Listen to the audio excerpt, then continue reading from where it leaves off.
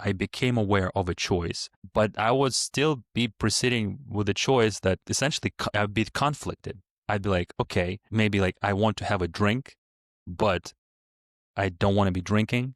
And I've literally had those situations where it's so funny because it would be, okay, I'm aware that there's some kind of impulse, like maybe have a beer, but I don't really want to be drinking.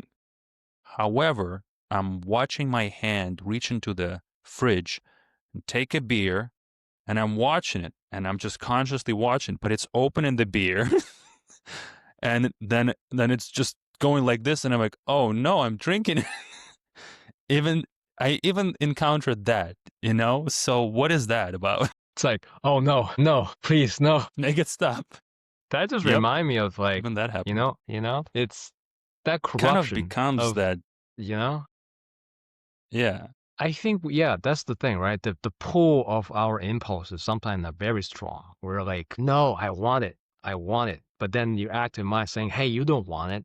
This is no. Exactly. And it But would literally become this battle because I would literally stand there and like think about it. Is this just what I want? And sometimes I had to just kind of give in to that desire because the desire is there, but that's what you do with desires. You satisfy them. So sometimes I literally went through that process. Okay, it looks like I want to have a beer. Okay, I'm just going to have a beer. And then and then you still can't really see, or how do you determine, is that the right decision or not?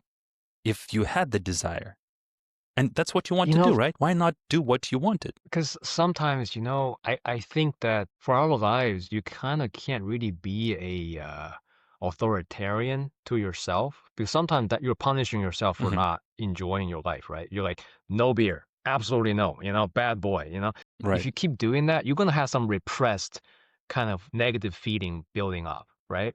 Because this is why Hmm. self-punishment doesn't really work, because you just gonna relapse. Imagine yourself doing this to you, like no drink, absolutely no.